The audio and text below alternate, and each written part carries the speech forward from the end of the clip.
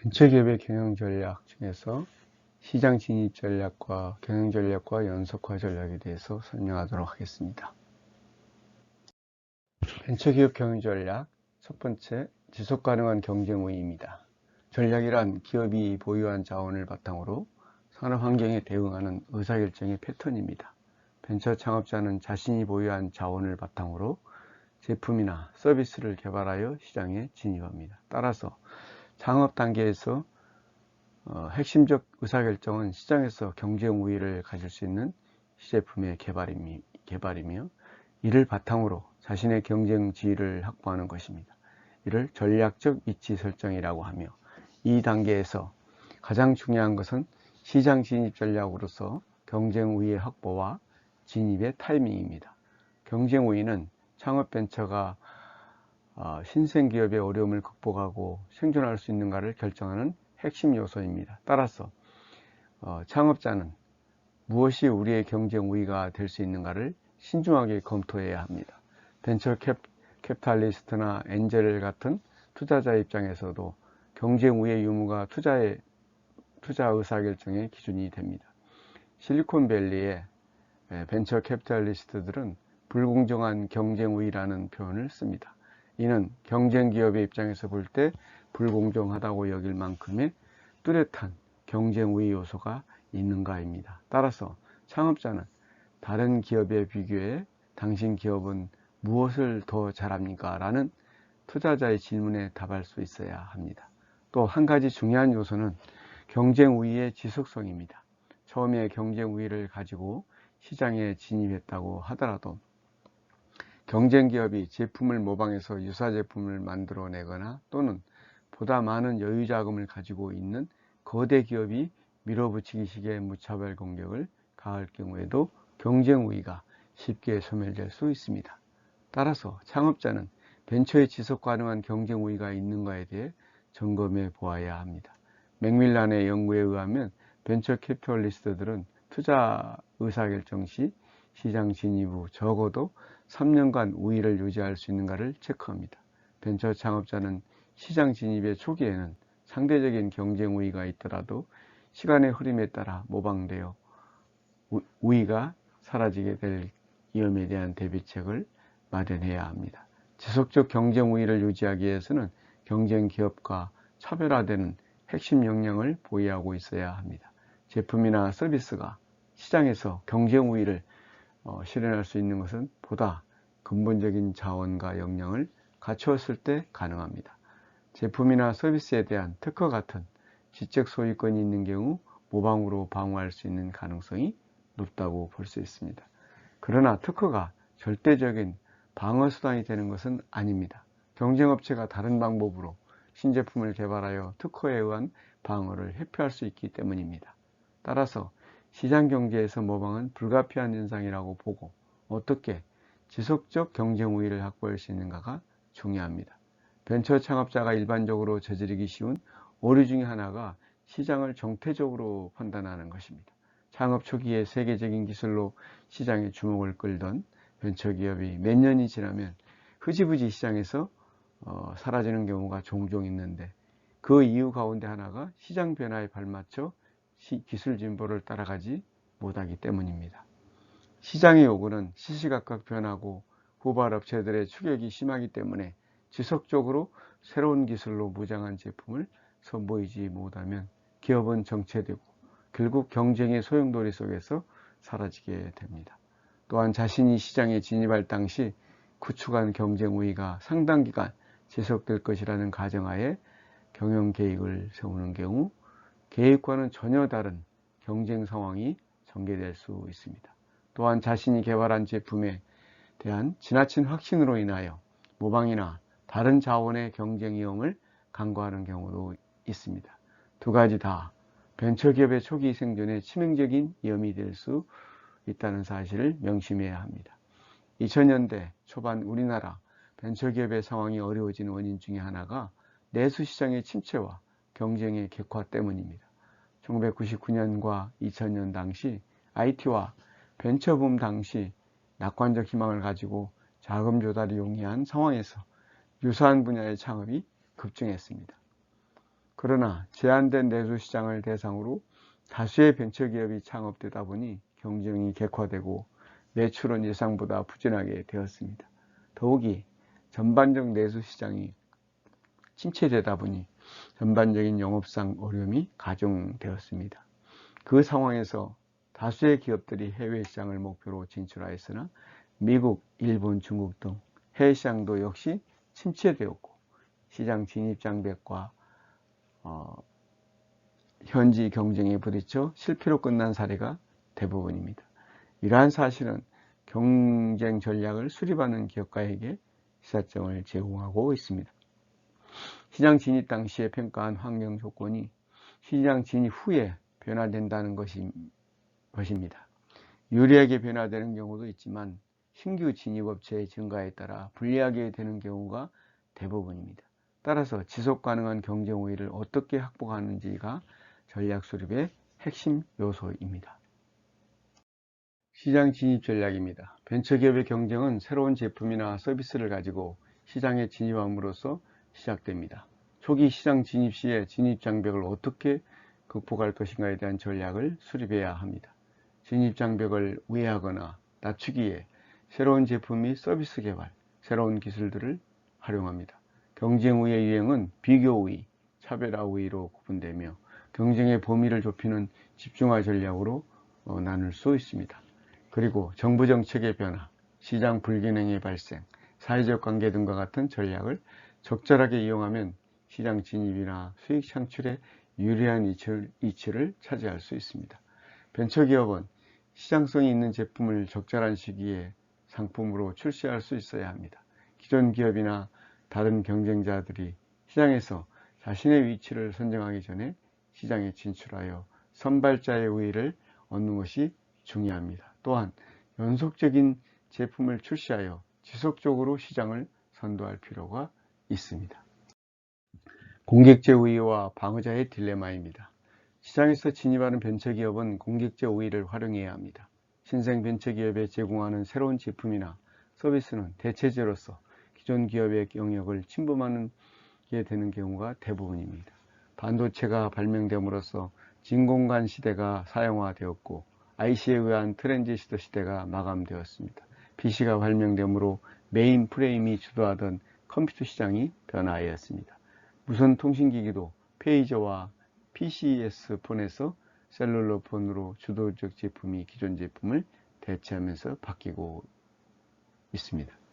이를 크리스텐스는 지속성 기술과 와해성 기술의 개념으로 설명했습니다. 일반적으로 와해성 기술은 초기에 기술 수준이 낮고 기존 제품의 대체제로서 적은 부분을 차지하고 있습니다. 그러나 시간이 지나면서 고객의 니즈를 만족시킬 만한 수준의 기술로 향상되고 가격도 저렴해지기 때문에 기존 기업의 기술을 이어하거나 시장을 선도하게 되는 기술을 말합니다. 주류 기업들은 지속성 기술의 성능 향상을 목표로 하는 반면에 와해성 기술은 기존의 고객들에게 전통적으로 중요시하는 것과는 판이하게 다른 성능 특성을 도입하는 경향이 있습니다. 소니가 처음으로 트랜지스터 라디오를 선보였을 때나 최근 하드디스크 드라이브의 5.25인치에서 3.5인치로 전환될 때 유사한 현상을 보였습니다. 오랜 역사를 가진 브리테니커 백과사전이 마이크로소프트의 엔카타라라는 CD 백화점 사전에 밀려 시장 지배력을 잃게 된 것도 와해성 기술의 사례로 볼 수 있습니다.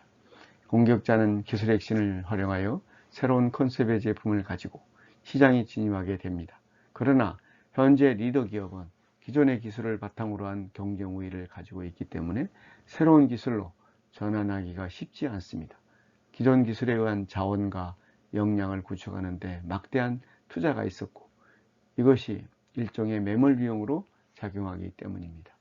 또한 현재의 경쟁 전략, 인력 구조, 경영 시스템이 기존의 기술 체제에 바탕을 두고 있기 때문에 조직의 관성이 작용하게 됩니다. 특히 기존의 기술에 의해 타고난 성과를 거둔 경우에 이러한 현상은 심합니다.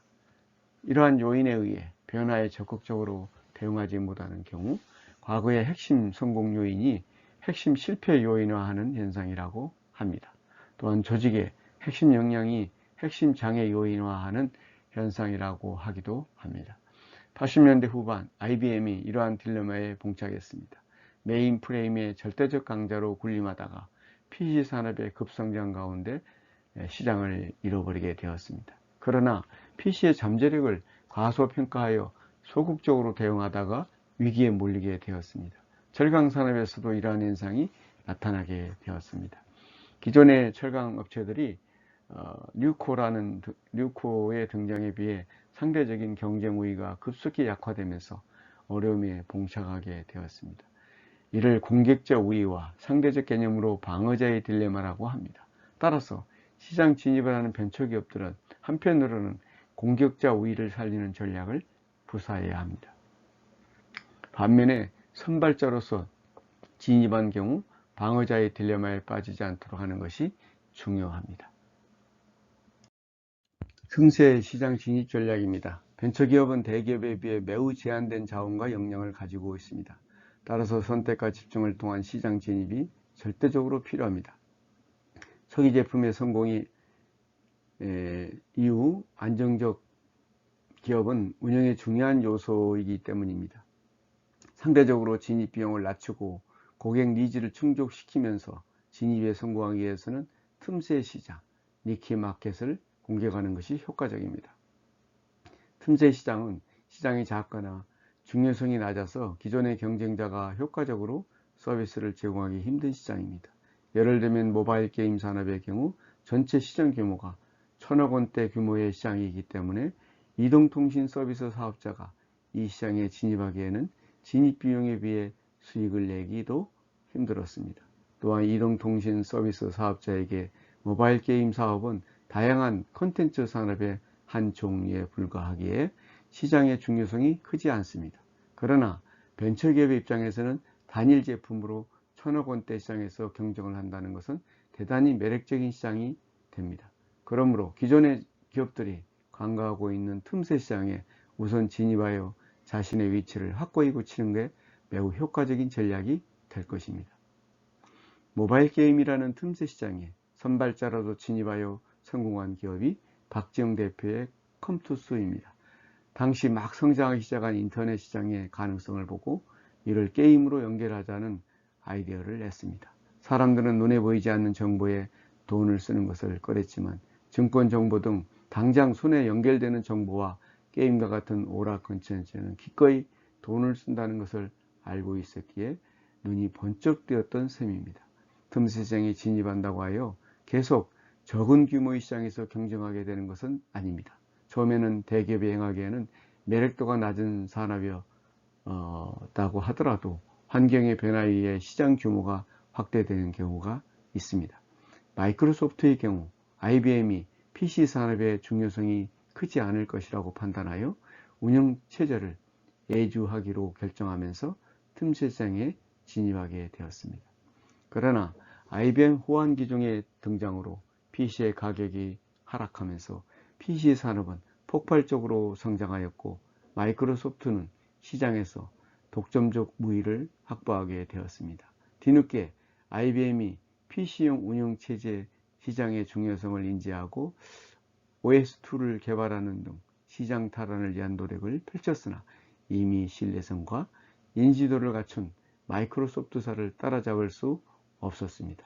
마이크로소프트사는 PC 산업을 선도하는 기업으로 인정받으면서 세계 최대 소프트웨어 기업이 되었습니다.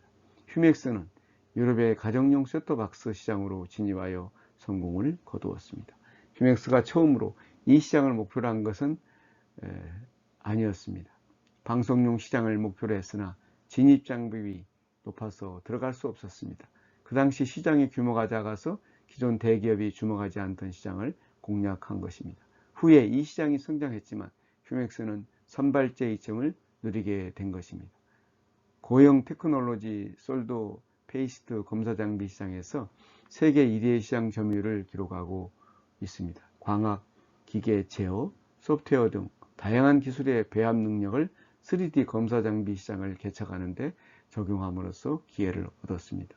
잉크테크의 정광준 사장도 니필 잉크 시장이라는 남들이 미처 눈여겨보지 못하는 시장에 진출하여 전자잉크 분야의 개척자가 되었으며 현재 600여 종의 다양한 제품을 생산하는 회사로 발전했습니다.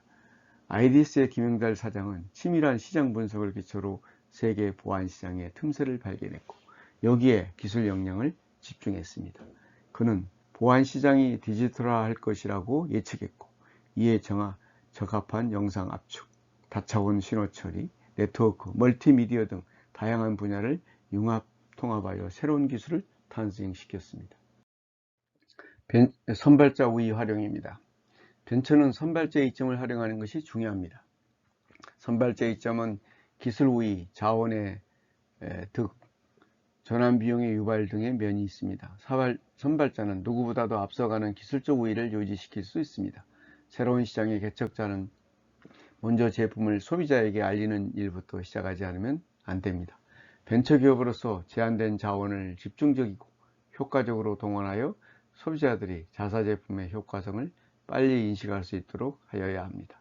경쟁자가 추격에 오면 차세대 기술을 시장에 내놓음으로써 이러한 딜레마를 극복해 나가야 합니다. 핵심적인 자원이득의 우위를 차지할 수 있습니다. 이는 공급자와 독점적 장기 계약을 맺음으로써 가능합니다. 다음으로 고객들에게 전환 비용의 부담을 갖게 함으로써 상대적 교섭력의 우위를 유지하고 신규 진입자에 대해서는 진입 장벽을 형성시킬 수 있습니다. 유망 벤처기업의 경영자들은 상대적으로 불리한 여건을 극복하는 지혜를 발휘하였습니다.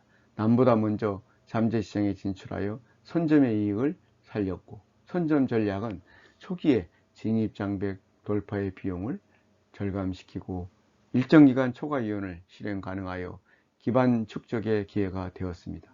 선점의 가장 큰 이점은 개척자 또는 선도자로서 명성을 구축할 수 있다는 점입니다.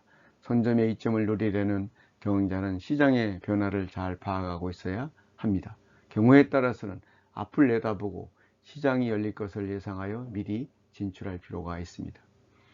DVR 시장의 선도기업인 아이디스는 선발자 이점을 살려 후발 주자들을 따돌리는데 성공했습니다. 초기에 프리미엄 마켓으로 시장 진입을 하여 중국과 대만의 저가 제품과 차별적 포지셔닝을 했습니다. 아이디스는 저가 제품의 공세를 막아내기 위해 확고한 품질 우위를 유지했고 원가 절감을 통해 가격면에서도 이점을 살리도록 했습니다. 고객의 요구를 반영한 저가 제품을 출시해 후발 주자의 가격 공세에 대해 적절하게 대응했습니다. 아이디스는 DVR 단품 판매만으로는 선발자의 이점을 유지하는 데 한계가 있다는 사실을 인식하여 통합 보안 솔루션 회사로 변신했습니다. 모바일 게임에서 유명한 컴투스도 선발자 우위를 적극 활용했습니다. 창업 당시 누구도 휴대폰으로 게임을 서비스한다는 생각을 하지 못했던 상황이었기 때문에 게임 서비스 업계에서는 회의적인 반응이었습니다. 그러나 박지영 대표는 먼저 시작하면 누구보다 잘할 수 있다는 것이 라는 생각에 밤낮 없이 개발에 몰두하였습니다. 각고의 노력 끝에 개발한 게임을 갖고 직접 이동통신사에 찾아가서 1999년 8월 마침내 국내 최초로 휴대용 모바일 게임 서비스를 시작했습니다. 컴투스는 휴대폰의 특성을 살려 모바일로도 충분히 재미있고 즐거움을 줄 수 있는 게임을 개발한 것입니다. 이러한 노력은 궁극적으로 다른 게임 회사의 게임과 비교해 소비자들에게 좋은 평가를 받은 결과를 낳았습니다. 그 첫 번째 게임이 붕어빵 타이쿤입니다. 이 게임은 경영 시뮬레이션에 아케이드적 요소를 결합한 형식으로 휴대폰의 모든 버튼을 활용해 게임을 즐길 수 있게 만든 휴대폰 전용 장작 게임이었습니다. 특히 붕어빵 타이쿤2는 당시 거의 모든 모바일 게이머들이 즐긴 것으로 회자될 만큼 전례가 없는 인기를 누렸습니다. 당시 최초로 100만 다운로드를 넘긴 기록이 이를 방증합니다. 자산 간결화 전략입니다. 자산 간결화 전략은 벤처기업이 초기 투자 자본의 제약으로 인하여 사무실이나 공장에 투자되는 비용을 최소화하는 전략입니다. 비용을 줄이고 벤처기업의 몸집을 가볍게 하기 위하여 가급적 고정비 투자를 최소화하고 아웃소싱을 많이 활용합니다. 미국의 경우 많은 벤처기업들이 착오해서 시작하는데 그 원인이 바로 이러한 이유에서입니다. 우리나라 벤처기업들도 90년대 후반까지 창업 초기에 최소한의 투자 자본으로 사업을 추진하는 경영 방식이 보편적이었습니다. 그러나 벤처 투자 붐이 일어난 1999년부터 초기에 대규모 투자를 하는 경향이 나타났습니다. 이는 상대적으로 초기 대규모 자금 조달이 쉬워졌기 때문입니다.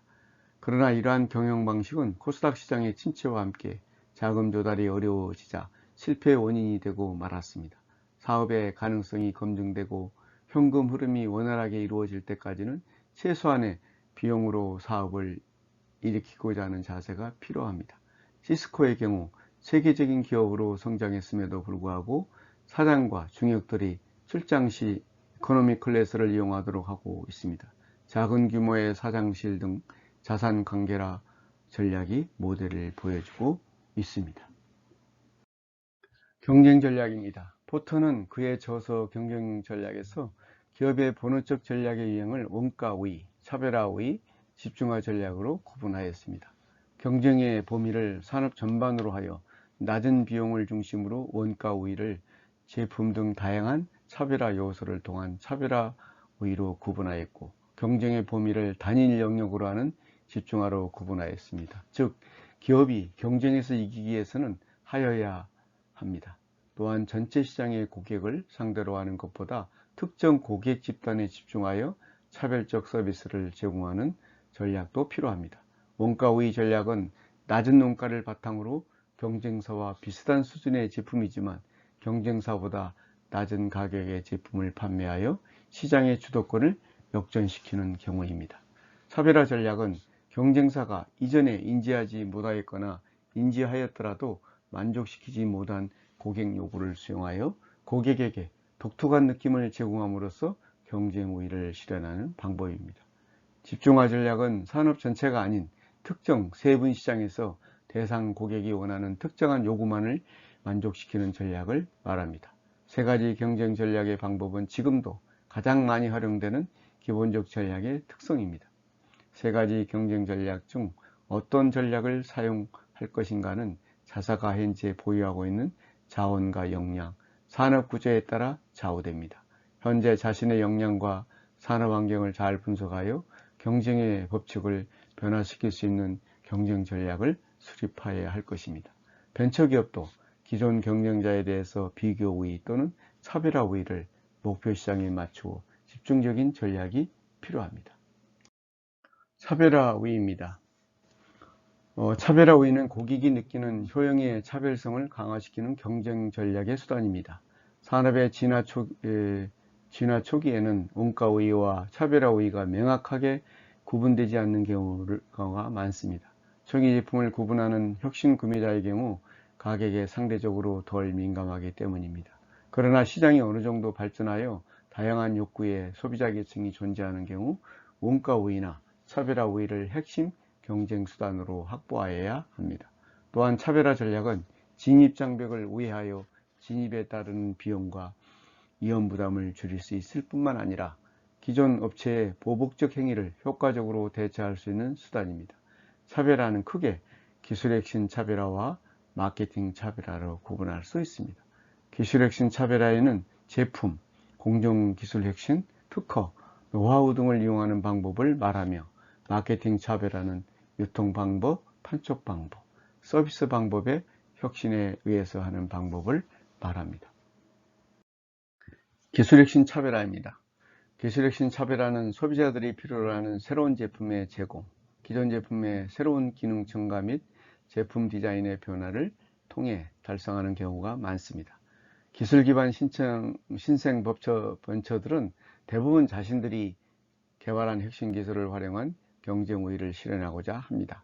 그러나 기술 혁신만으로 고객의 가치를 높일 수 없기 때문에 다양한 차별화 요소를 융복합하여 지속 가능한 경쟁 우위를 실현하는 경향이 있습니다. 마그네틱 헤드 기술의 개발을 통한 경쟁 우위를 획득한 KD컴도 기술 혁신 차별화의 예라고 볼 수 있습니다. 마그네틱 헤드는 1980년대 중반까지 국산 기술로 생산하지 못한 제품입니다. 수입품을 가능할 만한 능가할 만한 마그네틱 헤드의 개발에 매달린 결과 1년 만에 성공을 거두었습니다. 이를 바탕으로 카드 리더기를 생산하기로 결정했습니다. 그러나 카드 칩은 일본 업체가 장악하고 있었습니다. 수많은 시행착오를 거친 끝에 카드 리더기를 개발해서 생산에 성공할 수 있었습니다.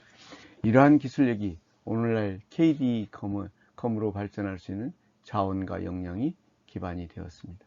솔리테크는 뛰어난 기술력과 품질관리 능력을 바탕으로 국내에서는 유일하게 SKT, KTF, KT, TU 미디어 등에 납품하고 있습니다. 이 회사가 성장하게 된 가장 큰 원동력은 우수한 기술 인력과 선도적인 R&D 투자입니다. 통신사업자, 장비업체, 대학교 등 다양한 분야의 경력을 쌓는 전문가들을 보유하고 있고 석박사 출신이 상당수를 차지해 업계 최고 수준을 자랑합니다. 양질의 인력을 기반으로 국내 최초로 이동통신용 디지털 중계기와 위성 DMB용 중계 장비를 상용화시켰고 세계 최초로 휴대인터넷 와이브로 광중계기를 상용화했습니다. 테슬라 모터스도 제품 차별화를 통해 후발 기업으로 시장 진입에 성공한 사례입니다. 전자결제 벤처기업 페이팔 창업자이던 앨런 머스크가 창업한 테슬라는 100% 전기차이며 초고속 모바일 인터넷이 연결된 미래 자동차 모델을 처음 시장에 출시했습니다. 한 번 충전으로 1000km 이상을 달릴 수 있는 배터리 팩을 장착하고 있으며 자가진단 서비스를 제공하고 있습니다. 테슬라는 프리미엄 럭셔리카로 포지셔닝을 하기 위해 온라인 주문 제작 방식을 채택했습니다.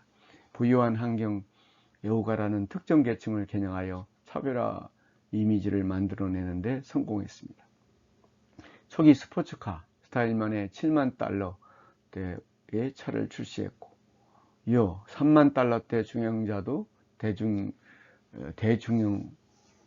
차도 출시하여 고객 기반을 넓혀가고 있습니다. 테슬라 모터스는 기술의 신차별화를 마케팅 차별화와 효과적으로 결합시킨 성공 사례입니다.